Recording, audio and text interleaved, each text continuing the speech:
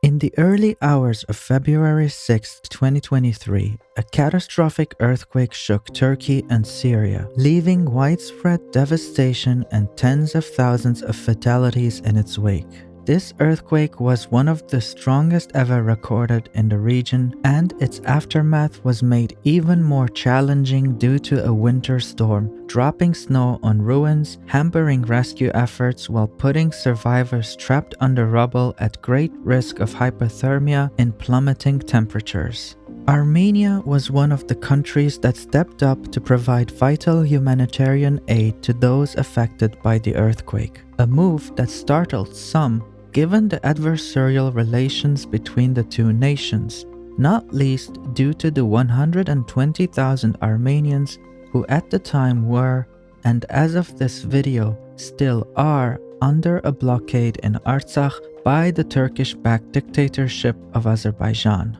Despite all that, Armenia was quick to jump on an opportunity to help out a neighbor in need, and on the morning of the disaster announced sending search and rescue specialists to aid the efforts.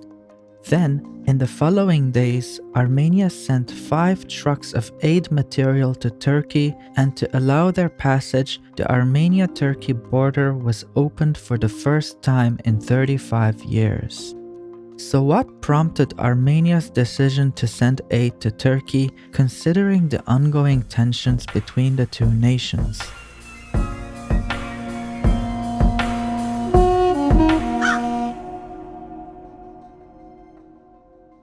The question of Armenia's aid to Turkey can be looked at through 2 distinct lenses. One approach is rooted in the humanitarian imperative, driven by a shared sense of compassion and empathy. The other, more cynical perspective is grounded in the complex interplay of politics, pointing at strategic benefits and considerations at play. Let's start with the obvious humanitarian angle. It is simply human nature to help someone in distress.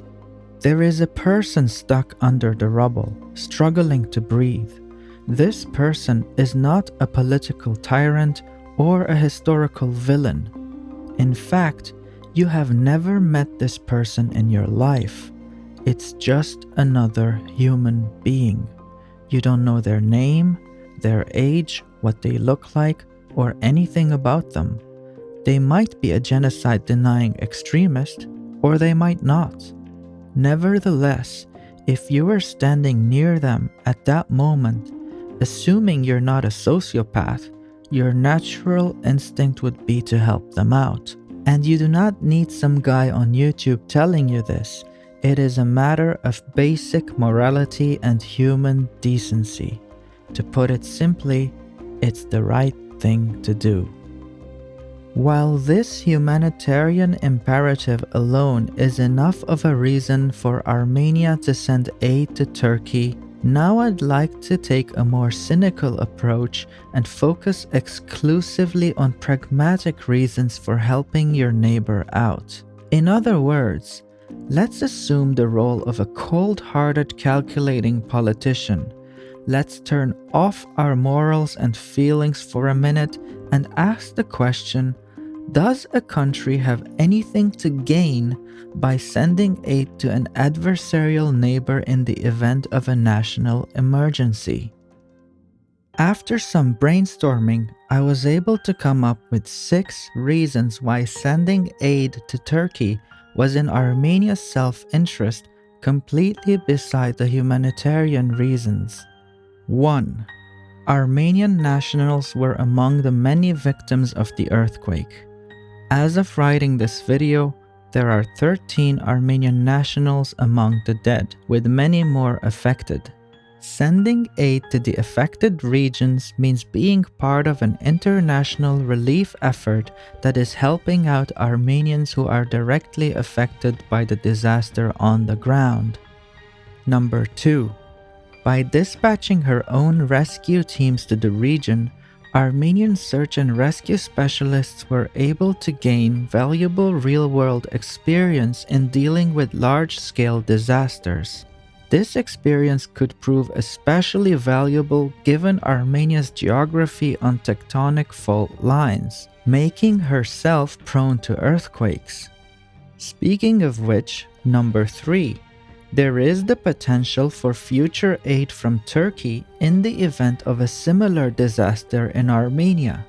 Yes, I am aware that Turkey interfered with aid efforts to Armenia during the 1988 earthquake in Spidak that killed 38,000 Armenians. But no, that does not negate that aid could still be provided in the future. And remember, we're still trying to be entirely pragmatic here. So, we shouldn't help them because they didn't help us does not apply.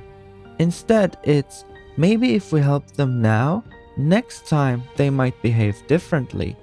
Change has to start somewhere. Moving on, there are also political considerations at play, such as number 4.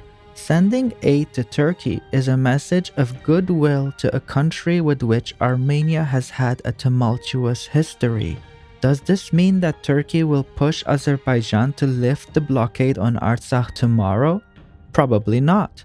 But could it, at the very least, prevent further escalation of hostilities? Maybe. Either way, it's a small price to pay for something that could potentially be a turning point in relations. Number 5. Influence over public opinion in Turkey. I've already been seeing some comments from Turkey calling on Azerbaijan to end the blockade in Artsakh and asking where they can donate to help Armenians in return.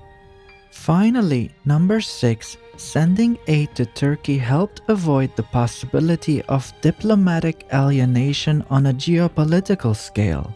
Here's a map showing all the countries that pledged support for Turkey in the aftermath of the earthquake. In fact, had Armenia not participated, it would have been the closest country geographically to the affected region to not have done so. Not a great look. Speaking from a PR standpoint, this decision was an obvious strategic move for Armenia, especially because of Turkey's hostile behavior towards Armenia and not in spite of it, and the world stage has already noticed. I want to stress that the overwhelming majority of the reactions I've seen from Armenians have been positive, displaying genuine empathy for a fellow neighbor in their time of need. This is especially touching considering many of them are still angry and have been personally affected by Turkish weapons or foreign policy. But if you believe that Armenian aid should go to Armenians instead, take a step back and ask yourself what your end goal is and what is the best way to achieve that goal. Because to me, these issues are not mutually exclusive. Many countries looked at this equation and ultimately came to the conclusion that there is a net positive value return for every dollar spent on helping Turkey, and Armenia was one of these countries.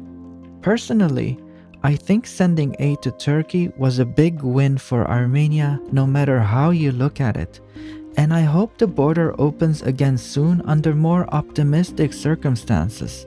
So in conclusion, a natural disaster such as this earthquake is a situation where political goals align with humanitarian goals. And that's okay, because while there may be pragmatic or political reasons for providing assistance, humanitarian aid and compassion should always be the primary driving forces behind disaster response. Even when dealing with historical adversaries, the focus should always be on alleviating human suffering and providing support to those in need.